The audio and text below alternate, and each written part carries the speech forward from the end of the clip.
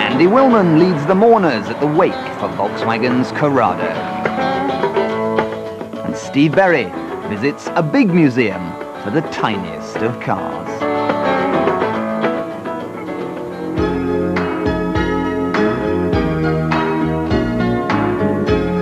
Ordinarily, we don't bother road testing new cars on Top Gear if they're not really that new. And let's face it, this looks pretty much the same as any other 3 Series BMW. It's pretty much the same in here too. Same dash, same seats that give me backache, same space, same meagre amount of standard equipment. However, what is not the same is what happens should you inadvertently twitch your big toe.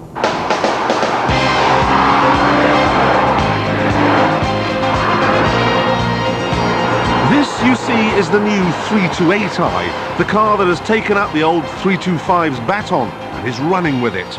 Only running is the wrong word. This car is on a ceaseless quest to headbutt the horizon. It does 0 to 60 in 6.1 seconds, and that's spectacularly fast for a 4-door saloon. It can also nudge 150 miles an hour.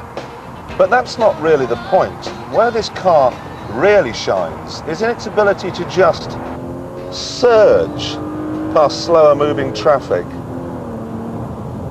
And all the time, you know, the brakes, the suspension and the steering are tuned to perfection. As a driver's car, this is absolutely fabulous. And it gets better. Ordinarily, when I'm talking to the camera in a car like this, we have to find a very smooth piece of road or it bounces around all over the place. However, right now, I'm driving down a farm track. So, the 328i goes and handles like a Ferrari, but rides like a Jaguar. What we have here, you know, is the Phil Collins of motor cars, the consummate all-rounder. But not absolutely everybody likes Phil Collins, which is why I thought it'd be a good idea to check out the opposition.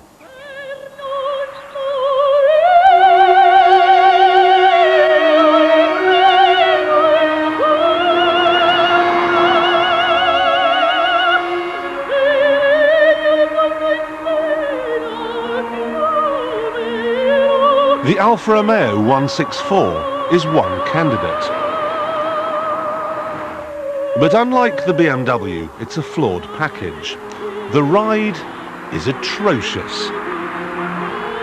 On anything other than a billiard table, it shakes your teeth out. It also has a job putting all its 210 horsepowers through the front wheels. And then there's the interior. The dash is complicated. Complicated and, if you turn the fan on, rather noisy. But in the true tradition of Italian electrics, you don't adjust the sound or the volume of that airflow with any of those buttons. No, you use the electric window switch. Alphas, don't you love them? I do actually, because in 2 areas it gives the BMW a right old kicking. First, it looks beautiful, thanks to the Pininfarina styling. It's as handsome today as it was when it was launched 7 years ago. The ravages of time seem to have left it alone.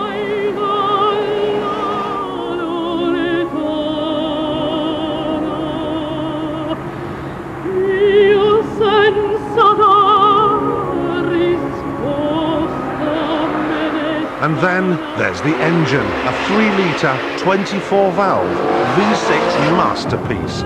Every gear change puts a smile on the driver's face. They should rename this 150-mile-an-hour car the Alfa Romeo license loser.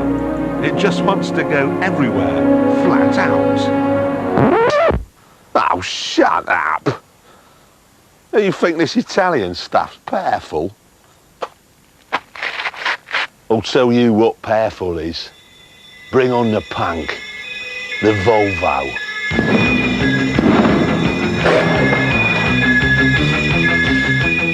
In the beginning, there was the T5, but it was weak. Then there was the T5R, but it was feeble. You burn your houses. Now there is this, the 850R, the parish priest, that became a punk. Babylon's burning, Babylon's burning with anxiety. Babylon's burning, Babylon's burning.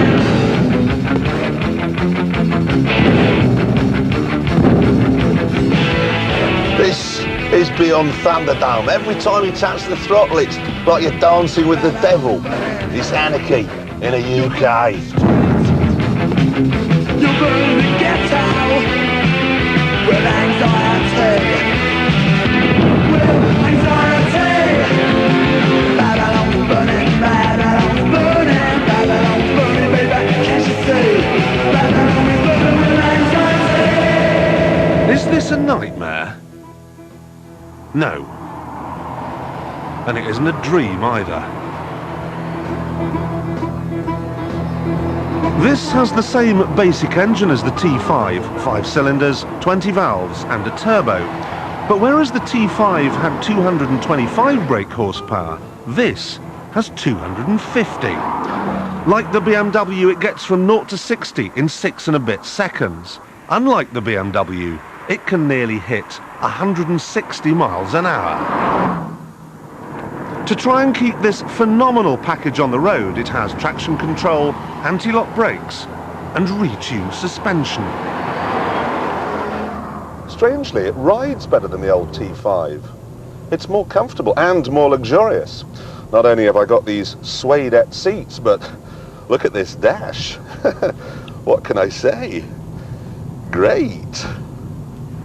Now it really is great. This is Terminator 2 meets Freddy Krueger. It's the end of the world on wheels. But at the end of the day, how does it stack up? Well, as far as price is concerned, you can have an estate like this or a saloon, manual or automatic, for £32,000. The Alfa is £30,000 and the BMW is only £23,000. Even if you spec it up, it's still only £27,000, and that is good value. But is it the best? Well, we've had a bit of a row in the office about this. Tiff says it is. The clean-cut racing driver likes the rear-wheel drive layout and its overall competence. Quentin's vote went to the Alfa. He said he'd put up with all its numerous faults just to have those looks and that engine. Me, well, I simply couldn't resist this astonishing Volvo. You know, the Stranglers once said there are no more heroes. But there are, you know. Whatever happened to the heroes? Whatever happened to the heroes?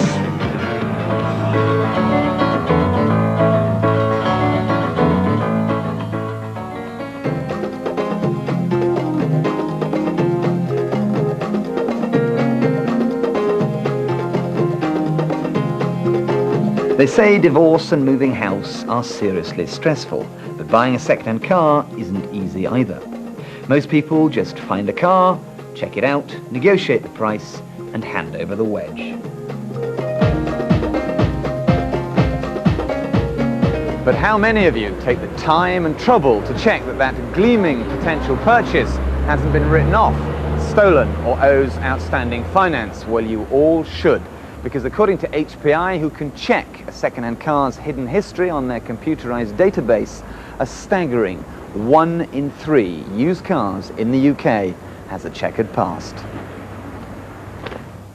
Good afternoon, HPI Bank, Debbie speaking, can I help?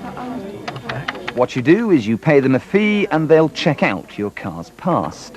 But when we did some digging earlier this year, we found some customers who were less than happy with HPI's service. Ian Harris did lots of checking when he bought his Cosworth. HPI said it was clean, but a year later he found out they were wrong. The car had actually been an insurance write-off. Peter Swan bought his Escort after HPI told him everything was kosher.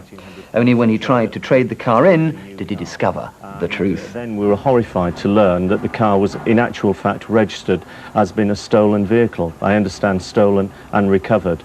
It subsequently turned out when it was recovered it was damaged beyond economic repair, so the vehicle was actually a write-off in effect that we'd actually possessed, and the trade-in value that were offered then after that by the Peugeot dealer was significantly less than what the car we thought was worth. Alas, these and other dissatisfied customers had no redress against HPI. They had to live with their losses. But as a direct result of our feature on HPI, they've decided to look again at their service and come up with what they reckon is a fail-safe insurance system. Up to now, we've not been able to warrant the fact that our information is 100% complete and up to date, as it comes from third parties, such as finance houses, insurers and the police. But our business is all about protecting the used car buyer, and we want to offer complete peace of mind, so we've introduced the HPI assurance to do just that. The HPI assurance means that if we give you the all clear on a car, you go ahead and buy it, and you subsequently find out that it's stolen, an insurance write-off, or has an outstanding debt against it, then we will replace the car at its current market value or financially compensate you up to a value of £10,000.